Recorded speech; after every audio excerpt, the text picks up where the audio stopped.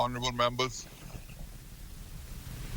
God is good all the time, and all the time. And I must follow that up by saying, the devil is a liar. And so we are back on stream with good audio and good video. At this time, we are at the point of communications by the speaker. You know, last night, I attended a service recognizing the Day of Atonement and Repentance at Bahamas. And this morning, during my devotion, I turned on the television and there was a live broadcast in Israel where thousands of persons were at the Wailing Wall in celebration of the Day of Atonement and Repentance. The celebration was Yom Kippur. I believe it is appropriate at this time,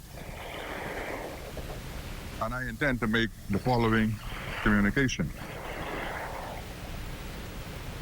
First of all, I trust that you had an enjoyable summer recess and have returned to this honorable house to continue the people's business in an open, transparent, and accountable manner. The Bahamian people deserve no less.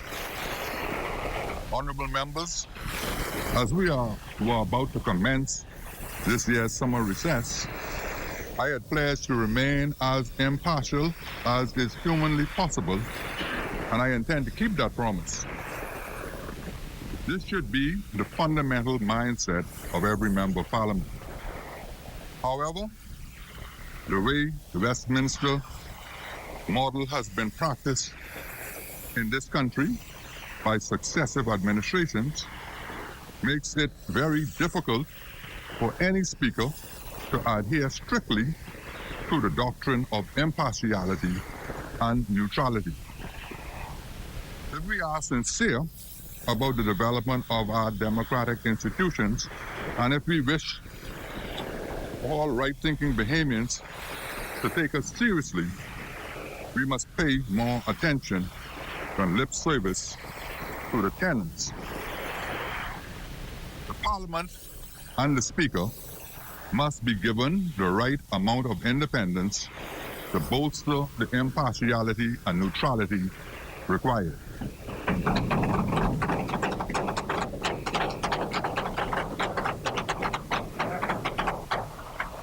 Let us stop pretending that the office of the Speaker is an independent one.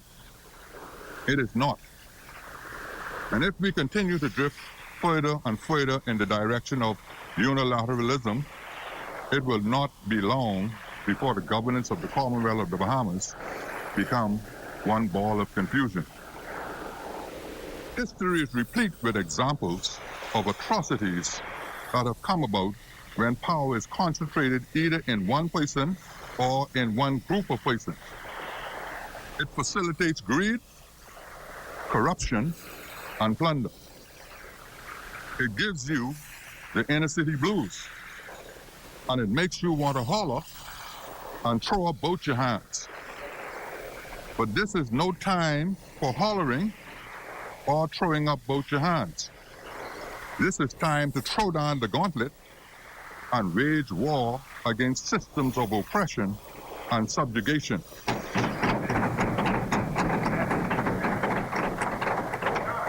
Absolute power and dictatorial control. Since the general elections of 2002, it has become obvious that the Bahamian people are searching for something that they have yet to find.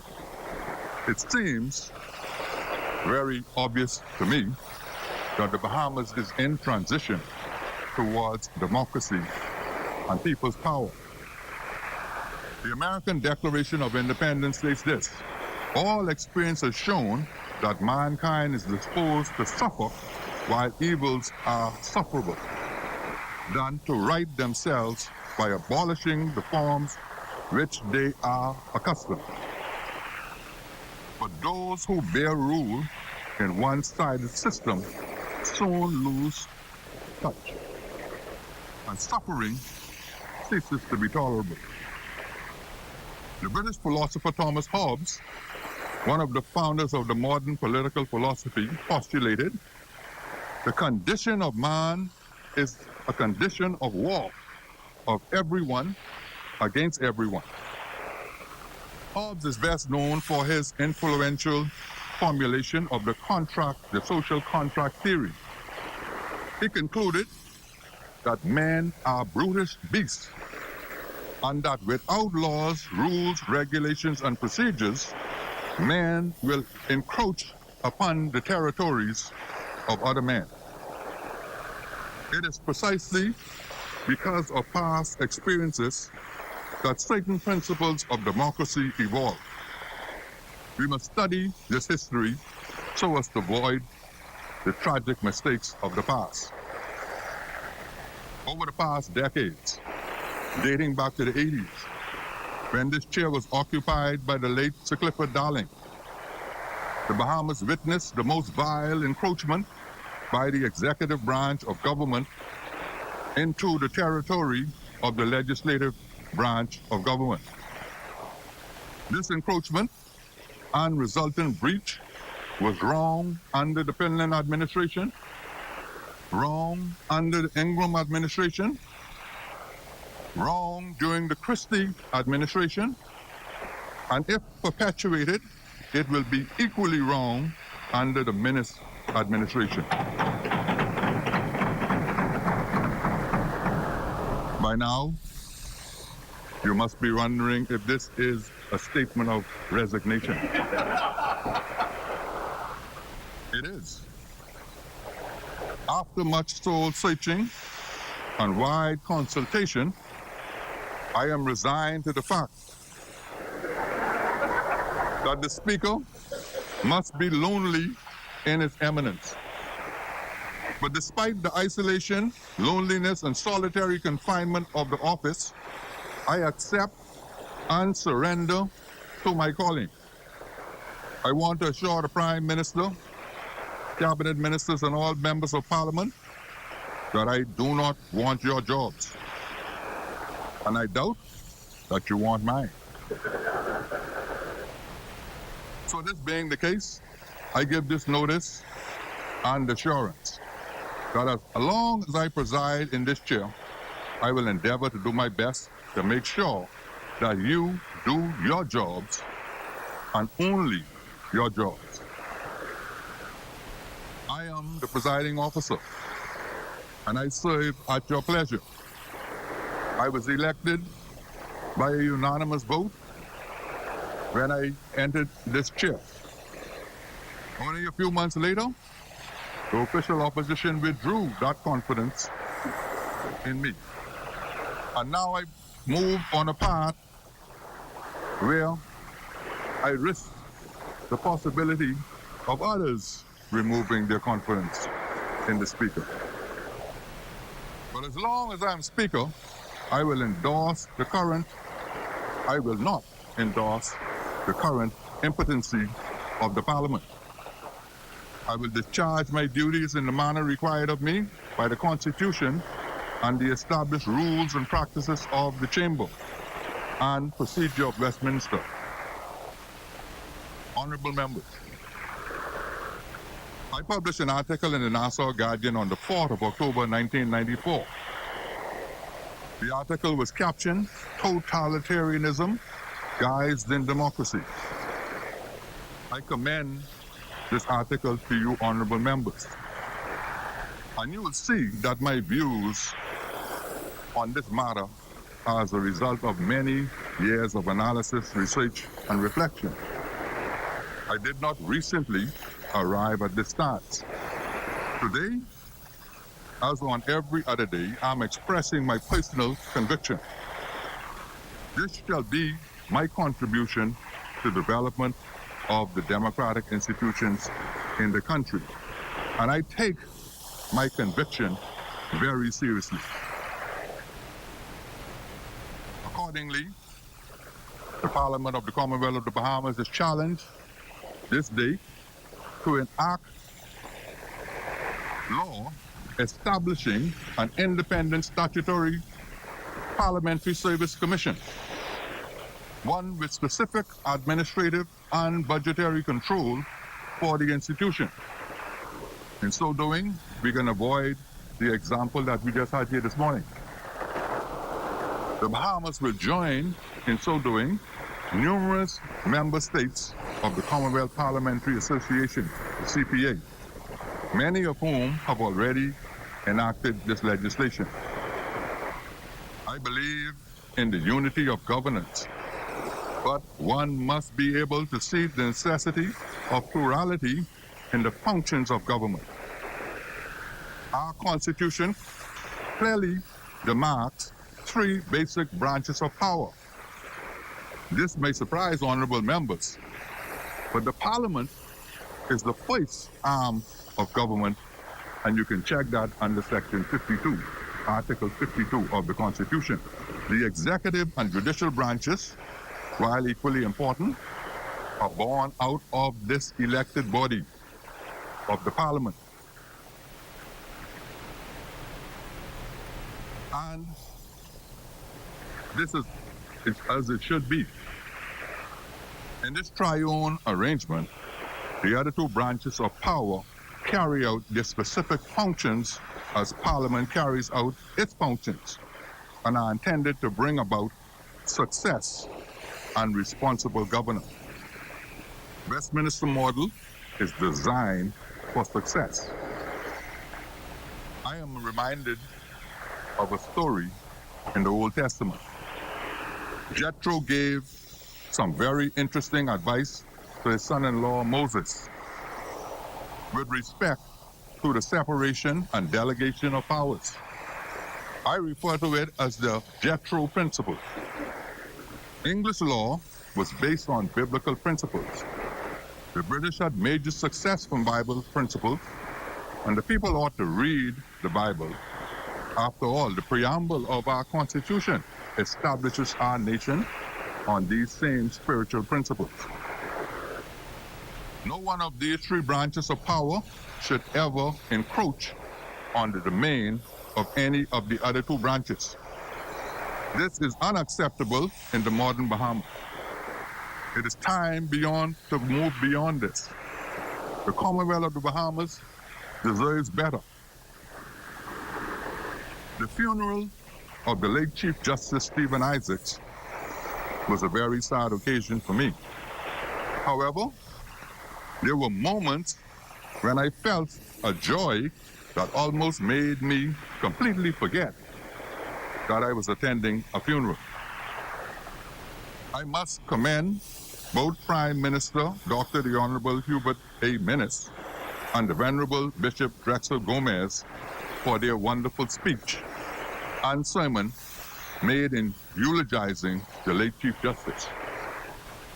The Prime Minister's speech was sound in its tenets.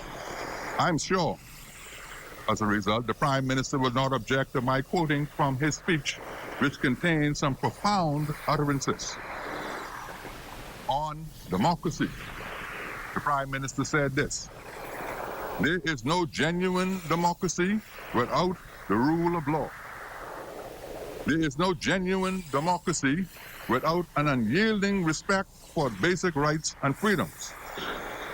There is no genuine democracy without equal treat of all citizens before the law."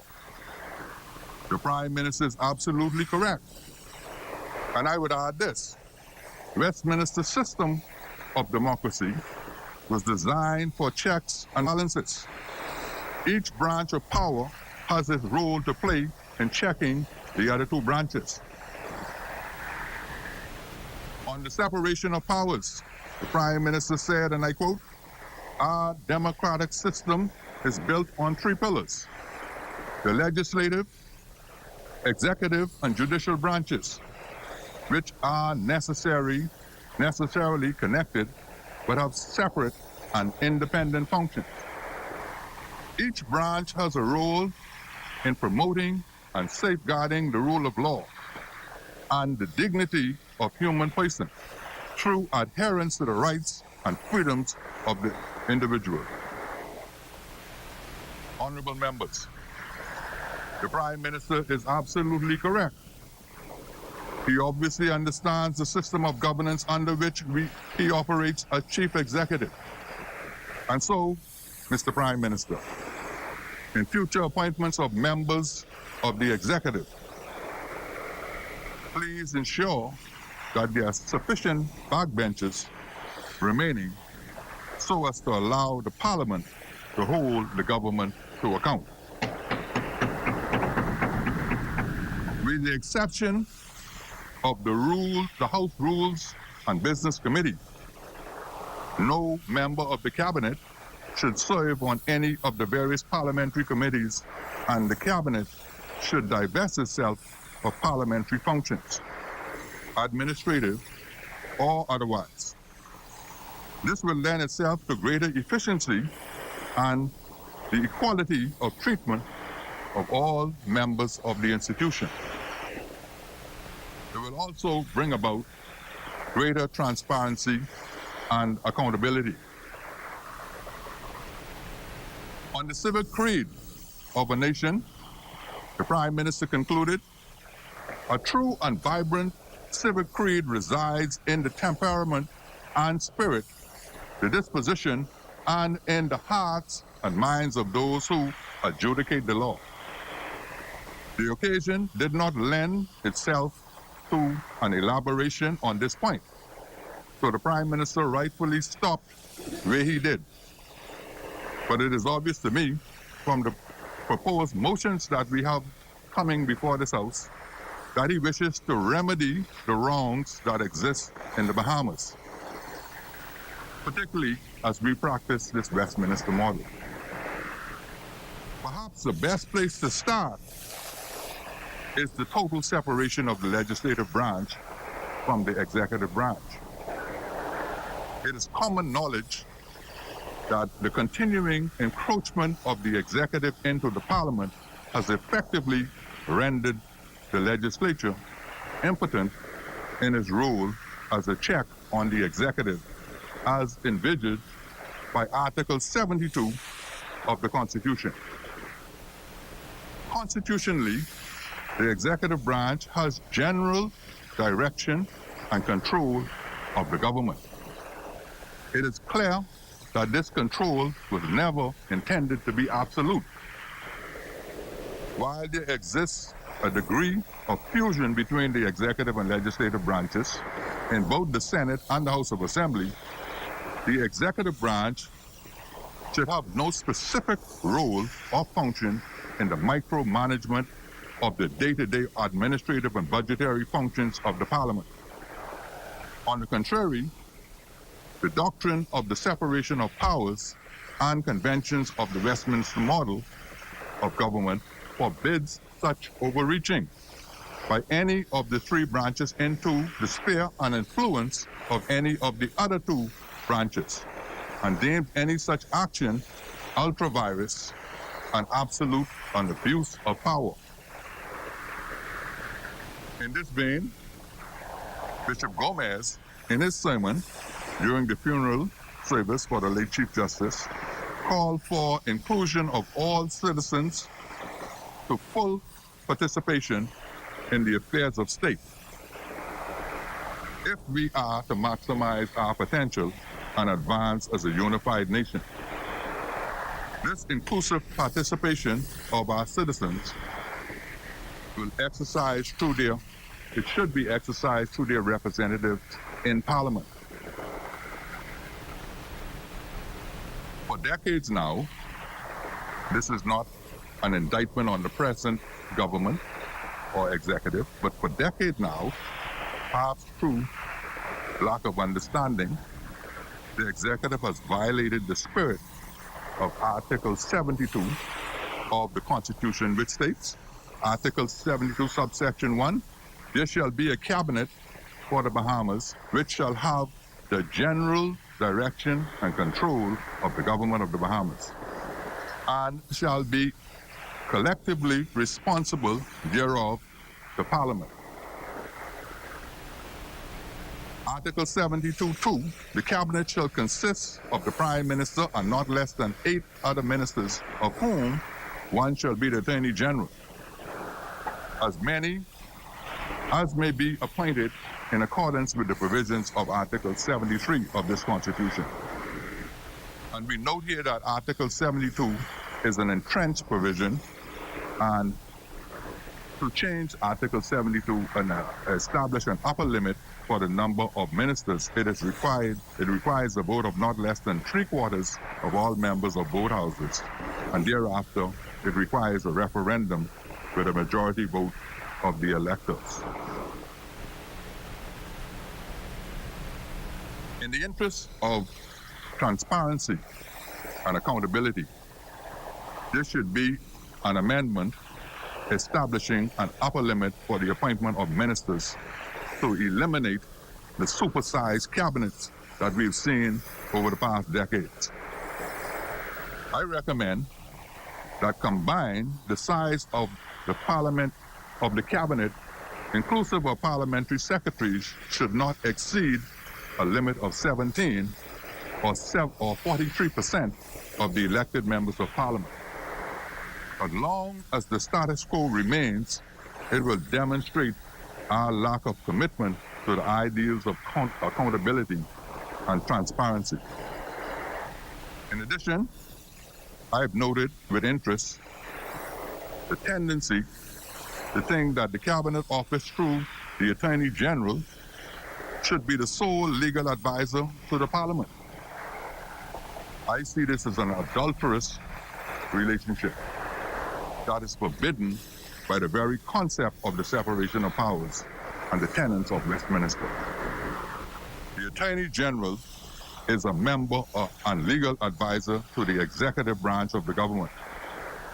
In adherence to the doctrine of the separation of powers and the conventions of Westminster, the Attorney General cannot and must not directly be involved in the affairs of the legislature and the judicial branches of government. The British, confronted with this controversial overreaching tendency of Lord Chancellor Derry Irvine, remedied this problem in 2003 by removing the Lord Chancellor from office with a plan to abolish that office. Let me hasten to add right here that I am not suggesting that the Attorney General be removed or that his office be abolished. In this regard, according to my research, the plan to abolish the office was later abandoned, though it was partially reformed in the Constitutional Reform Act of 2005 in England, and is now used as a secondary title to the Secretary of State for Justice. In this vein, and in addition to any legal advice offered by the Crown, I have sought to find wisdom in many counsel by speaking with and receiving the agreement of the following eminent jurists to provide independent legal advice to the Speaker and the legislative branch of government. I've spoken with and received the agreement of Dame Joan Sawyer, former Chief Justice and President of the Court of Appeal, Attorney Fred Smith, QC, Attorney Maurice Glendon, QC, Attorney O.B. Ferguson Jr., President of the Trade Union Congress, and a recognized precedent-setting attorney before Her Majesty's Privy Council, Attorney Kelphine Cunningham, former Registrar General and Vice President of the Bahamas Industrial Tribunal, and Mr. Khalil Parker, the President of the Bahamas Bar Association. The Constitution, in Article 46(1), establishes a minimum of 38 members of Parliament, while Article 72 establishes a minimum of 8 ministers. And the question is, if that being the case, why over the years have we permitted this circumstance to occur? Why have we almost tripled the minimum number of cabinet ministers while we have only one seat above the constitutional minimum of 38. How can there be accountability and transparency when the cabinet outnumbers the backbench and the official opposition combined? Why would a House of 39 members have 20 elected members as cabinet ministers and parliamentary secretaries when the House of Commons, with 650 members, have under 30 cabinet ministers? Why is the cabinet office seized with the administrative and budgetary control of Parliament when the principles of Westminster absolutely condemns the idea of any individual or branch of government functioning in more than one branch of government simultaneously? As a former chief meteorologist, I understand that the weather conditions can change as a consequence of certain circumstances. And I believe it will get cold soon. As a former meteorologist, you would then pardon me if I employ some of the language of the trade. I expect atmospheric conditions against this particular intervention to change. But before you make determinations as to what position you will take, I urge you in the interest of this wonderful country that we all love, to please reflect deeply on what I have said today. My position is not mine alone. It is deeply rooted in the Westminster system of parliamentary democracy. And interestingly, it is deeply rooted in all established democracies. The Bahamas, as we've seen today earlier, have produced great Olympic champions, competing on an even playing field with the greatest powers on earth. I have no doubt that we can govern our country with much democratic ideals as other nations on this earth. Having said that, I have and forecast colder days and a penetrating chill factor as I move on by faith in this path of impartiality and neutrality. But I understand as a former chief meteorologist that whether the weather be cold or whether the weather be hot, whether the weather be fine or whether the weather be not, we must weather the weather, whatever the weather, whether we like it or not. Prime Minister, in his tribute to the Chief Justice, Stephen Isaacs, has raised fundamental issues of democracy, the separation of governmental powers, and the independence of the three branches of government. The time is right at this time to ask the question whether the current state of affairs are reflective of the highest functioning of Westminster system of governance. If the answer is no, and I strongly suggest that it is no, then why be silent about it? We are honestly and sincerely about the advancement of this nation that we love and about the people that we represent. Then I suggest that we need to holler, but not throw up both our hands. It's time to recognize the reasons for the Ten Commandments and adhere to the postulations of Thomas Hobbes. Our refusal or failure to initiate this fundamental law to establish an independent parliamentary service commission will categorize us as pretenders, and our words will ring loud in hollow emptiness. Thank you, honorable members. And now we proceed along the order of business.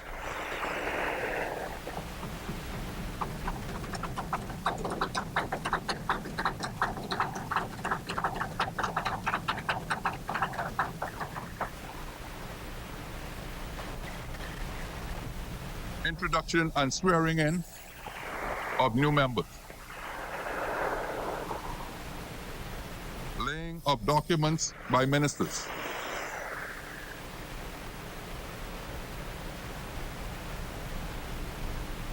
The chair recognizes the Honorable Member for Kalani. Thank you very much, Mr. Speaker. Speaker, I beg leave to lay on the table of the House a copy of the following: the Antiquities, Monuments and Museum Corporation, National Museum of the Bahamas. Order that document be brought up.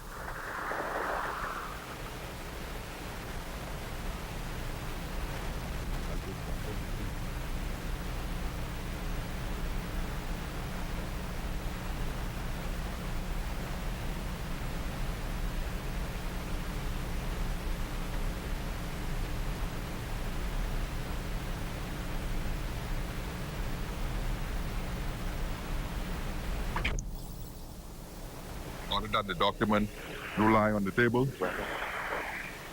Further laying of documents by ministers.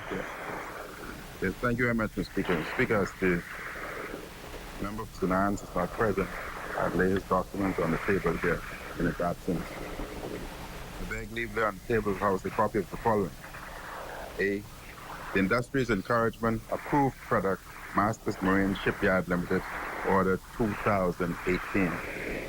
Order that the document be brought up.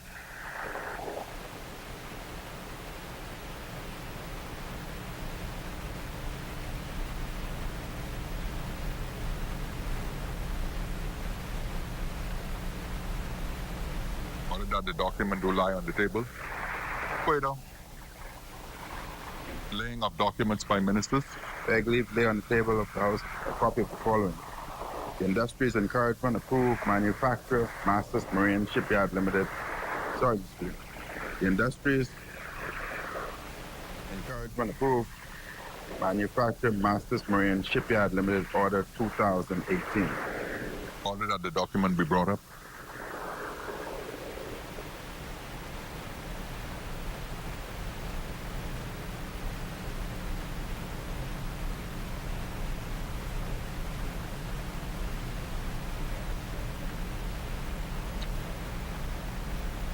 Order that the document do lie on the table.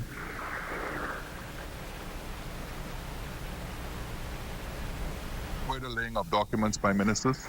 Beg leave to lay on the table of the House a copy of the following: the Industries Encouragement Approved Product, Junior Cigarette and Tobacco Company Limited, Order 2018. Order that the document be brought up.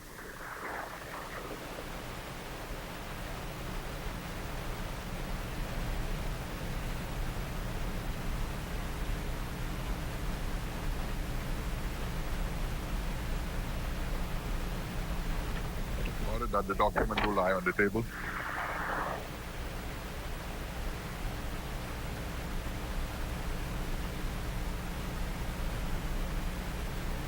Further laying of documents by ministers.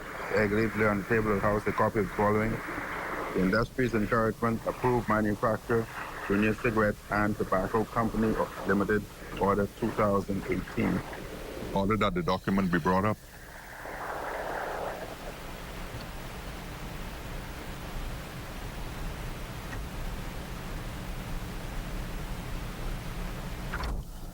Order that the document do lie on the table. Further laying of documents by ministers. Beg leave to lay on the table of the House a copy of the following: Immigration Fees Amendment Number 2, Regulation 2018. Order that the document be brought up.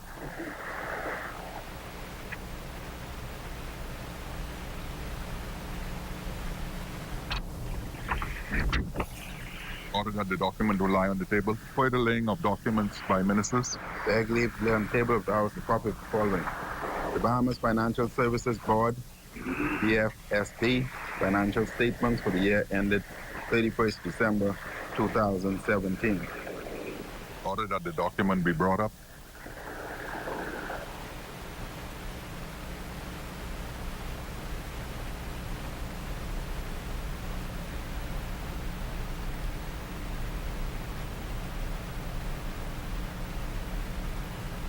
Order that the document do lie on the table. Further laying of documents by ministers. The chair recognizes the honourable member for East Grand Bahama. Thank you, Mr. Speaker. Mr. Speaker, I beg leave to lay on the table of the House the Automatic Exchange of Financial Account Information Amendment Regulations, 2018. Order that the document be brought up. Order that the document do lie on the table. Further laying of documents by ministers. The chair recognizes the honourable member for East Grand Bahama. Thank you, Mr. Speaker. Mr. Speaker, I beg leave to lay on the table of the House the Travelers Currency Declaration Act, 2015, Appointed Day Notice, 2018. Order that the document be brought up.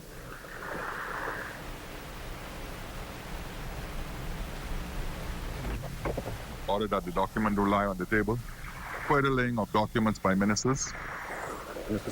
Speaker, I beg leave to lay on the table of the House the Public Holidays Emancipation Day 2018, Opening of Shops Notice 2018. Order that the document be brought up.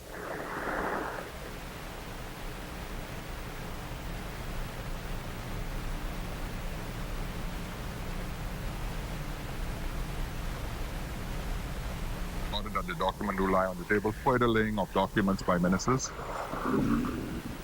Thank you, Mr. Speaker. I beg leave to lay on the table of the House the Bahamas Registered Stock Directions, 2018, Bahamas Registered Stocks 2021, 2028, and 2038. Order that the document be brought up.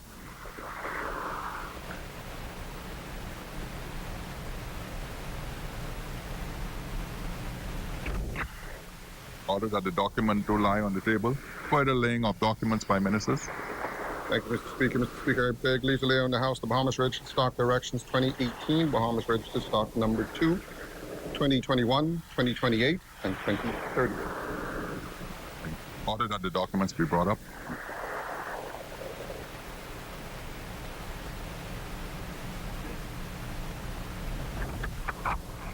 Order that the document do lie on the table.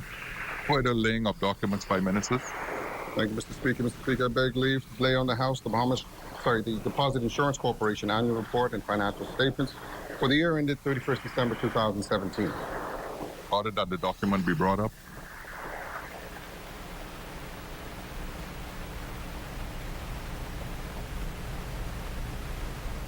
Order that the document do lie on the table. Further laying of documents by ministers. The chair recognizes the honourable member for Carmichael. Please, Mr. Speaker. I beg leave to lay on House a copy of the Bridge Authority Audit Financial Statement for the year ended December 31st, 2017. Thank you. Order that the document be brought up.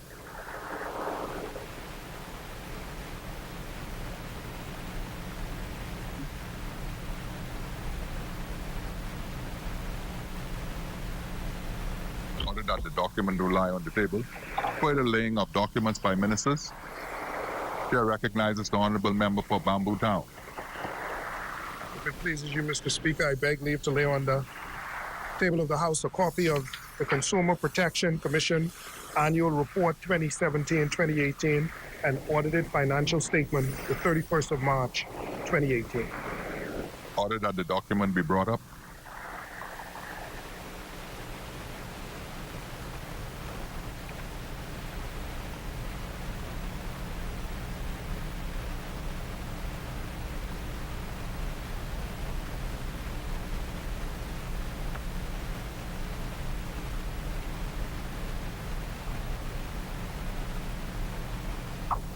Order that the document do lie on the table. Further laying of documents by ministers. The chair recognizes the honourable member for Kalani. Thank you very much, Mr. Speaker. Mr. Speaker, I beg leave to lay on the table of the House a copy of the following: Antiquities Monument and Museum Corporation, National Museum of the Bahamas, 2014. Order that the document be brought up.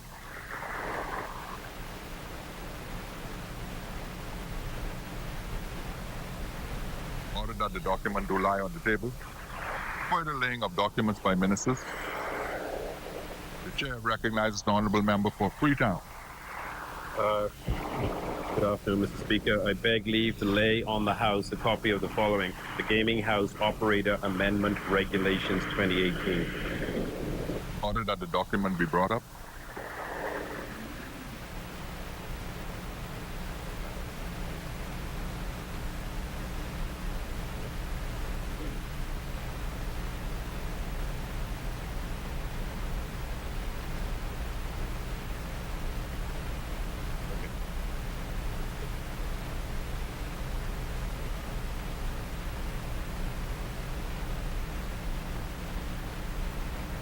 Order that the document do lie on the table. Further laying of documents by ministers. The chair recognizes the honourable member for Southern Shores. Thank you, Mr. Speaker. I beg leave to lay on the table of the House a copy of the following: the Forestry Amendment Act Regulations, 2018. Thank you, honourable member. Order that the document be brought up.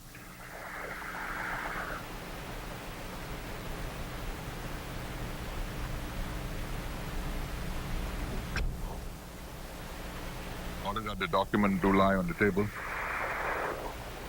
Further laying of documents by ministers. Chair recognizes the honourable member for Bamboo Town. There are none, Mr. Speaker.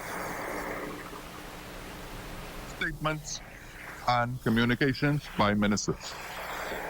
None, Mr. Speaker. Communications by the clerk. Messages from the Governor General. Messages from the Senate. Motions for leave of absence, leave to resign seat, and new writ. Presentation of petitions.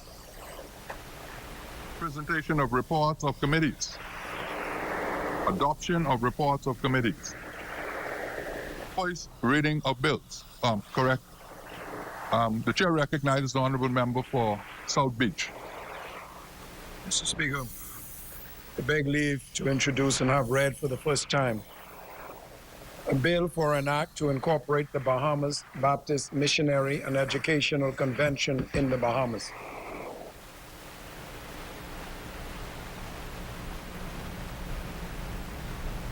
Is there a seconder? Seconded.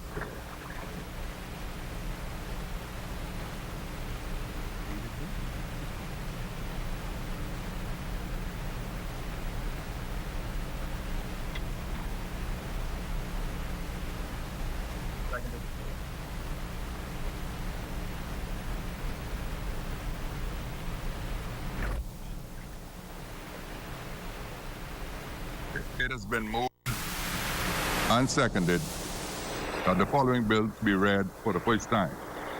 The Bahamas Baptist Missionary and Educational Convention Incorporated Bill 2018. As many as in favor will remain seated. Those who oppose will stand.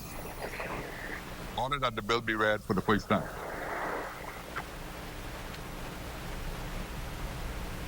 A bill for an act to incorporate the Bahamas Baptist Missionary and Educational Convention in the Bahamas.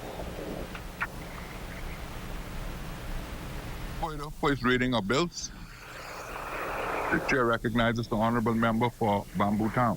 Mr. Speaker, I beg leave to introduce and have read for the first time a bill for an act to amend the Road Traffic Act to require the payment of outstanding fines in respect of traffic offences before the grant of a driver's license, to require the immediate production of a certificate of insurance, driver's license upon the request of a police officer, and to prohibit the use of electronic communication devices while driving. Is there a seconder? Second.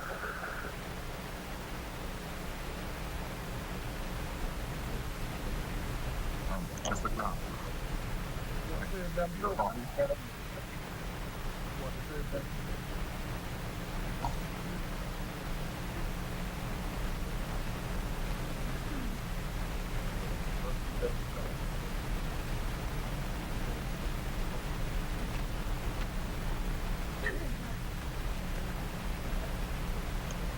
It has been, honourable members, it has been moved and seconded that the following bill be read for the first time.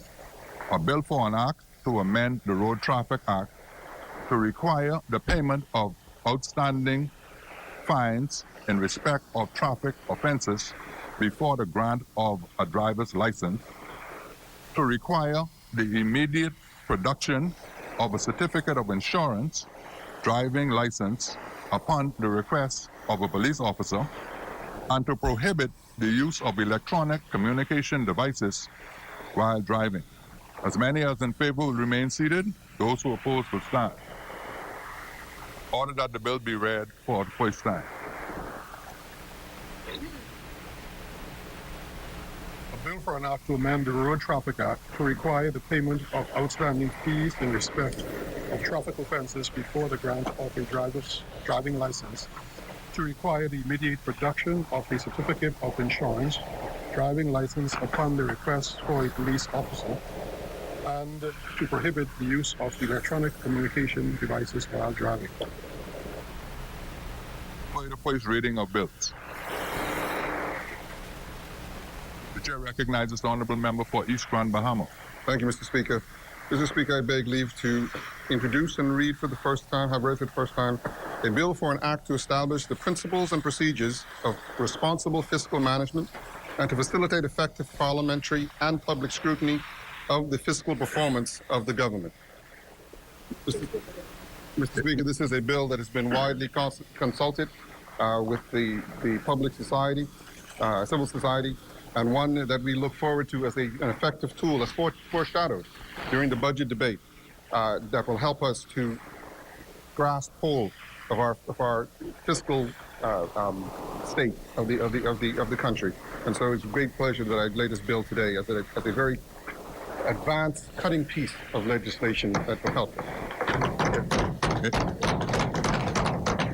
Is there a seconder? Is there a seconder? Come into that. I can help you with that. Hey. I can help you.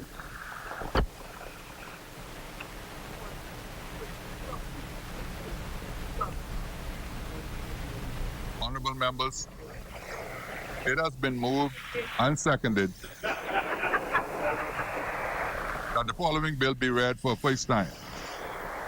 A bill for an act to establish the principles and procedures of responsible fiscal management and to facilitate effective parliamentary and public scrutiny of the fiscal performance of the government. As many as in favor will remain seated. Those who oppose will stand. Order that the bill be read for the first time. A bill for an act to establish the principles and procedures of responsible fiscal management and to facilitate effective parliamentary and public scrutiny of the fiscal performance of the government. Further, first reading of bills. There are no more further first readings, Mr. Speaker. Thank you, Honourable Member. Second reading and committal of bill. None at this time, Mr. Speaker. Committee of the whole House. Third reading and passing of bill. Consideration of Senate amendments. Resolutions. Members' statements.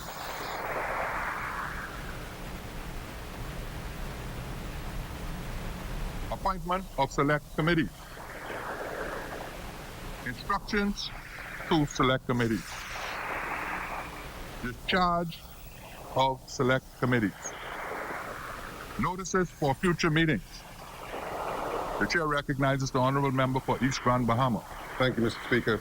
Mr. Speaker, I'd like to give notice to the House that I intend to read and have debated the following resolution at the next sitting of the House. And the resolution is, whereas by Section 18 of the Financial Administration and Audit Act 2010, it is provided that no loans shall be raised by the government and no guarantee involving a financial liability shall be binding upon the government unless entered into with the prior approval of the House of Assembly, signified by resolution thereof. And whereas the government of the Commonwealth of the Bahamas, the government, on the 27th day of July 2018, Incorporated Lucayan Renewal Holding Limited, under the Companies Act 2000, Chapter 308, Statute Law of the Bahamas, as a special purpose vehicle company, or SPV, beneficially owned by the government for the purpose of acquiring certain hotel properties located on the island of Grand Bahama, which the government has decided to purchase in the public's interest. And whereas pursuant to that intention, Lucayan Renewal Holding Limited, the purchaser, executed a sales purchase agreement, the SPA, on the 15th of August 2018 with Hutchison Lucaya Limited and Bahama Reef Limited, the vendors, for the purchase of certain parcels of land and improvements and chattels thereon, comprising the Grand Lucayan Hotel, the properties, on the terms set out in the SPA attached hereto as Appendix 1. And whereas the purchase price for the properties is $65 million, which in accordance with the terms of the SPA is to be paid as follows: A deposit of $10 million, which was due and paid upon execution of the SPA. B, an additional sum of $20 million, which was due and paid upon the completion date, as such term is defined in the SPA. And C, the balance of the purchase price in the sum of $35 million, the loan, to be secured by first demand legal mortgage over the properties, the mortgage, payable by 7 tranches of bonds of $5 million, each issued by the purchaser in favor of the vendors, with interest thereon payable quarterly at the rate of 4% per annum, and with each tranche maturing in consecutive 6-month periods after the completion date, with the first tranche maturing on the expiry of 6 months after the completion date, and guaranteed by the government. And whereas the government has financed the initial $30 million of the purchase price by an advance from the contingency fund authorized by the Minister of Finance pursuant to Article 133 of the Constitution and Section 10 of the Financial Administration Noted Act, and in respect of which a supplementary estimate of the sums required to replace the advance shall be laid before the House as soon as practicable in a supplementary appropriation bill or a final appropriation bill to be voted on by the House.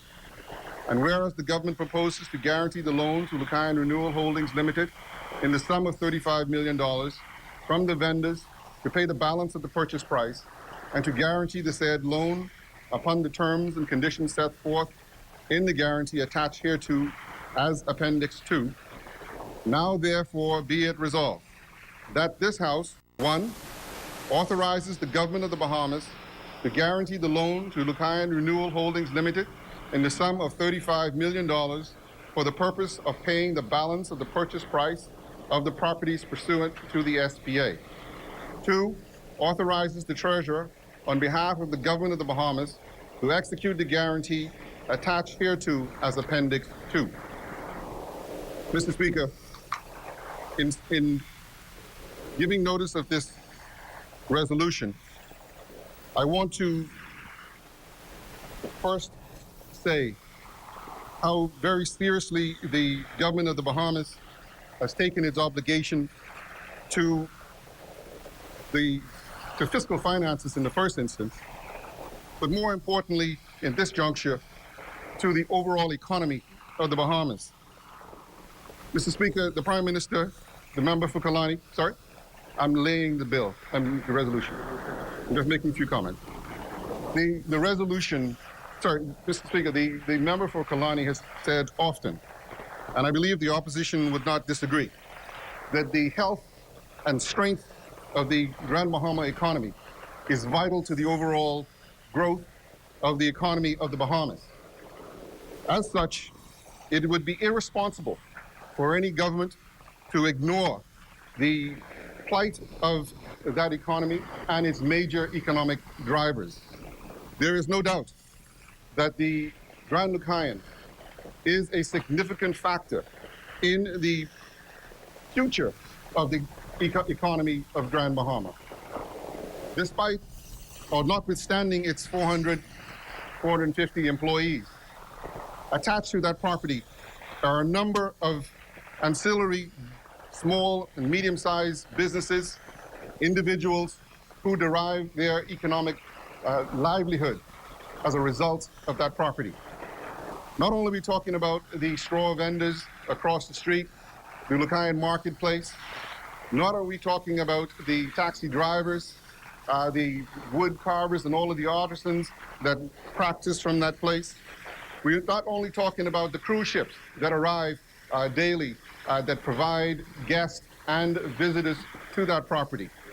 Where we're talking about restaurants, we're talking about the average Grand Bahamian who depend upon this entity for economic activity.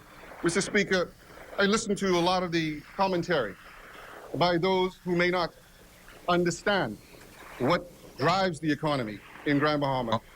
I am laying a resolution. Calm down, you got your chance. Honorable members. Mr. Speaker. Honorable member for East Grand Bahama. Just a moment. Are you on a point of order, Cat Island? Yes, sir. What is the point? What is the point of order? On the agenda, this is the agenda for communication. If the government wished to have given a communication respect for what they intended to do, that was the time to do it. They're past that. He's now giving a communication, and he's supposed to be laying the resolution, not speaking to the resolution. Yes, honorable member.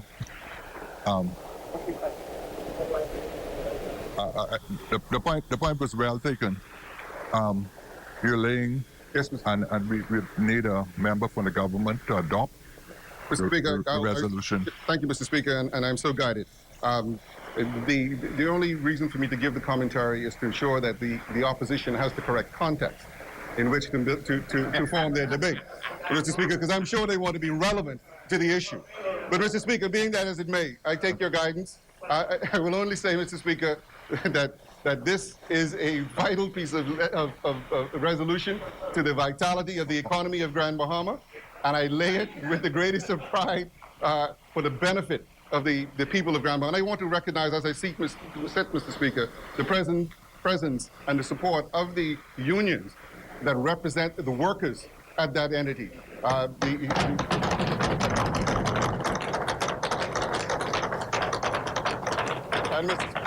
And Mr. Speaker, it is noteworthy that we do not only have the line staff workers union, but we also have the management union represented here today in support of this resolution. And so, Mr. Speaker, I take your leave, your guidance, and I lay this bill. Thank you, honorable member.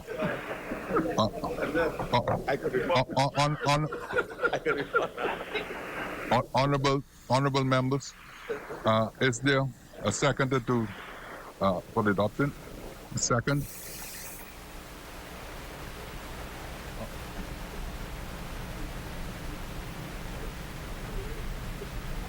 Order that the resolution do lie on the table.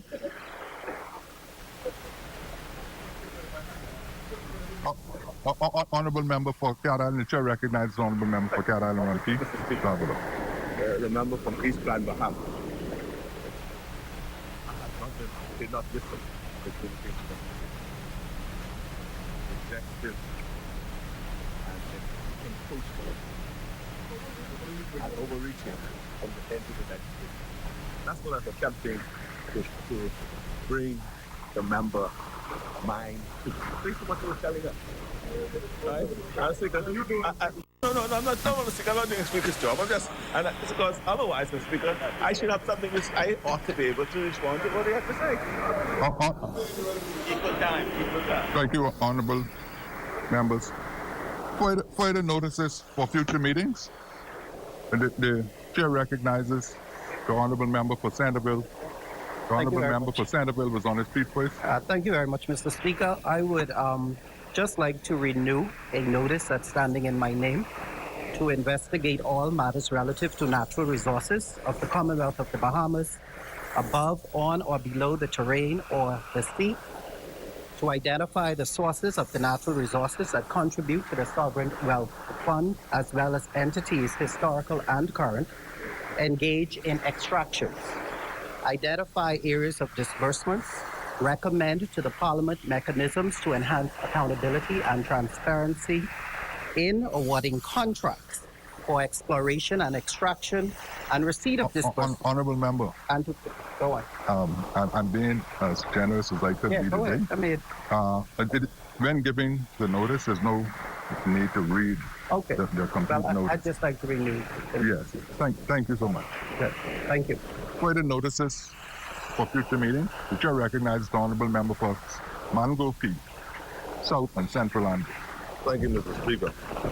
Speaker, I too would like to commend you for your presentation this morning. I think it touched both sides, and we've got to be careful going forward. And I'd like to note the fact, Mr. Speaker, that you're not the first speaker I've been around a while to raise those comments.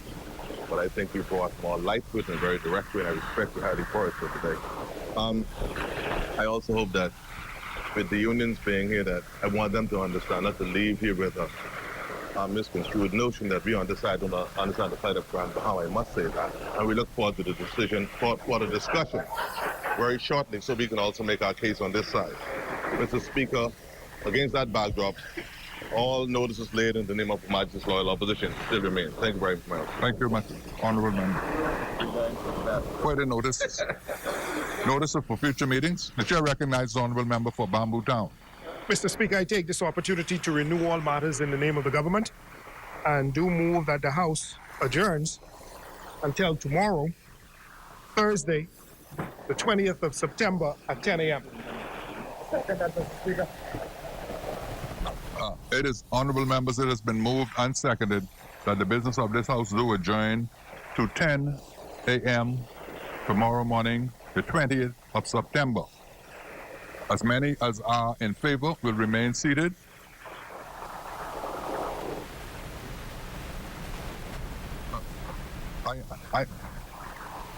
Yes.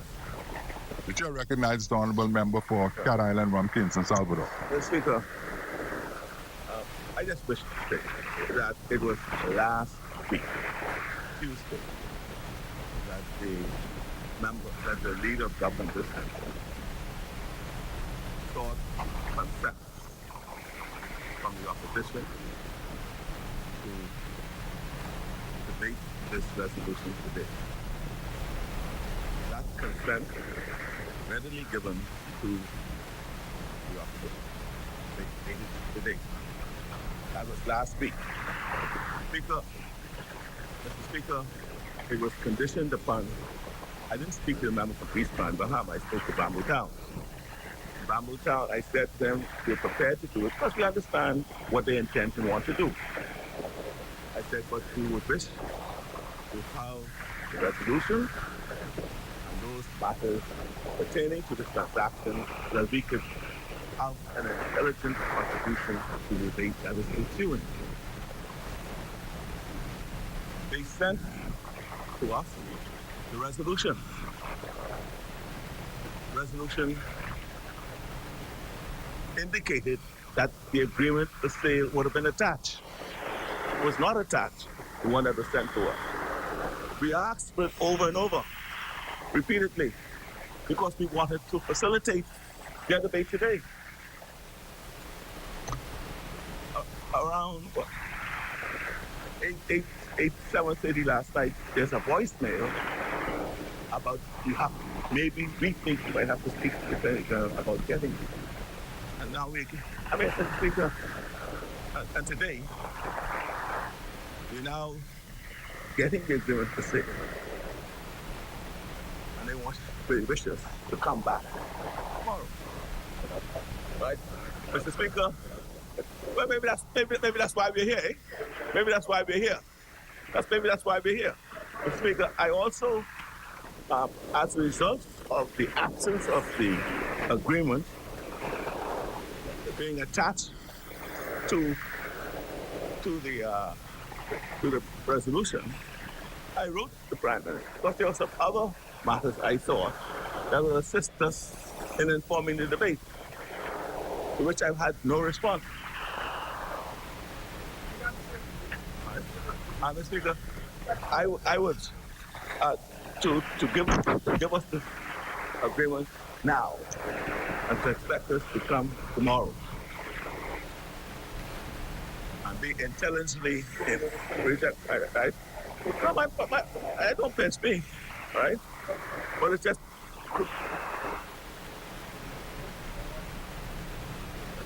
So, Mr. Speaker, I was urging to consider until Monday morning, so we could come in and deal with the matter, so that we could be able to properly assess the agreement of sale and deal with it. You should have sent it. You should have sent it. All I'm saying is, if they should have sent the document to us when we asked for it, if they provided it to us when you said, we wouldn't have this issue today. We would not have had this issue today. Honorable. They give it to us today and expect us to come tomorrow and debate. Yeah. Honorable member, the chair recognizes the honorable member for Bamboo Town. Mr. Speaker, we hear the concerns of the Leader of the Opposition. We did send a resolution. We did seek their consent for the debate. And Mr. Speaker, much of what is needed for this debate is already in the public domain. And so at the end of the day, the government is on a timeline. We purpose to have done this today. We're not going to have this debate on this resolution today, so we will debate it tomorrow. The opposition have an opportunity to look at the sales agreement tonight and to develop their arguments for us tomorrow morning.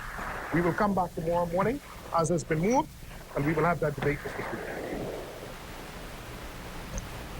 Honorable members, it has.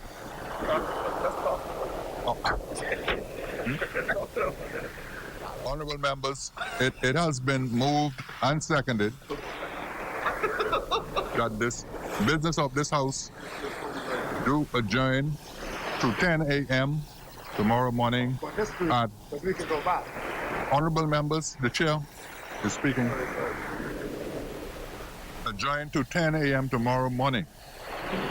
As many as in favor will remain seated. Those who oppose will stand. Final adjournment.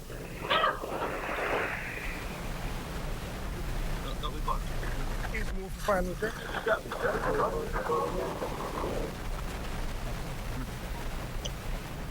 We beyond that now, honorable member. We're beyond the motion today. Honorable member, we are beyond that. We are at final adjournment now. Final adjournment. We now move that the House adjourns. It has been moved and seconded that the business of this house do adjourn to 10 a.m. on 20th of September 2018. Ordered that the business of this house now stands adjourned until 10 a.m. tomorrow morning, the 20th of September 2018.